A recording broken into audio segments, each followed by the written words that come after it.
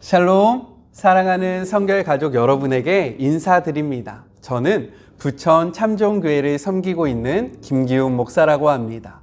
오늘은 마태복음 5장 13절부터 16절의 말씀을 통해 하나님의 기대라는 제목으로 하나님의 말씀을 함께 나누고자 합니다. 새로운 한 해가 시작되면 우리는 모두 새로운 삶에 대한 기대를 합니다.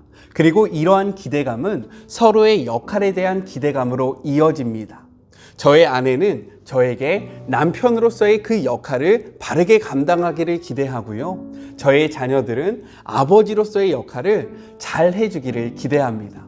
또한 교회는 부교육자로서 맡겨진 역할을 성실하게 할 것을 기대한다라는 거예요. 그런데 더욱더 중요한 것은 무엇이냐? 우리를 향한 하나님의 기대가 있다라는 사실입니다. 오늘 본문은요, 이렇게 이야기해요. 너희는 세상의 소금이다. 너희는 세상의 빛이다. 이것이 바로 우리의 역할이자 우리를 향한 하나님의 기대라는 사실입니다. 소금이 무엇입니까? 소금은 맛을 내는 것입니다. 빛은 무엇일까요? 어둠을 밝히는 것입니다.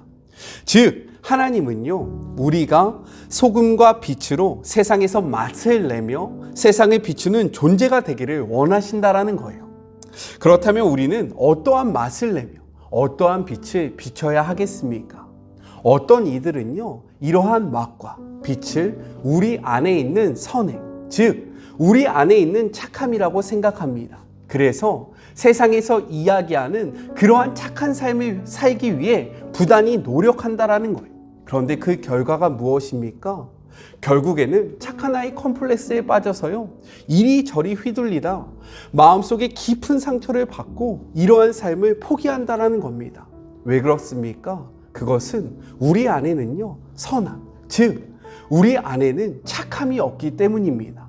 그렇다면 우리는 하나님의 기대를 저버려야 합니까? 그렇지 않다라는 거예요. 하나님이 우리에게 원하시는 삶은요, 세상 속에서 우리의 착함을 보여주는 삶이 아니기 때문입니다.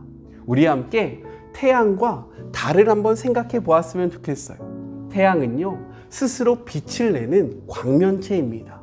그러나 달은요, 스스로 빛을 낼 수 있는 존재가 아닙니다. 달은 태양의 빛을 받아 그 빛을 반사하는 물체라는 사실인 거예요.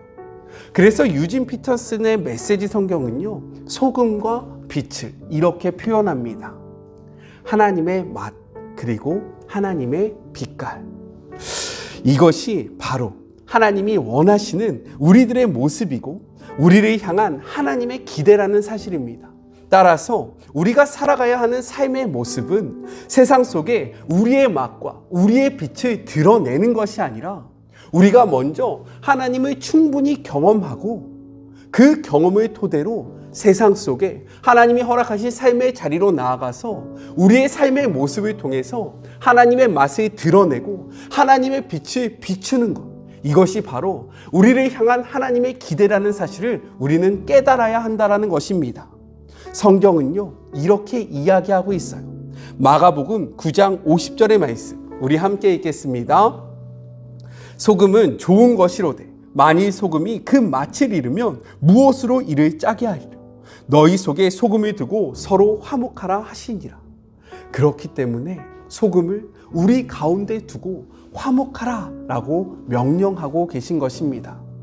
코로나로 인해서 우리들의 삶이 참으로 많이 어려워졌습니다. 특별히 그리스도인으로서 살아간다는 것은요, 더욱더 힘들어졌어요.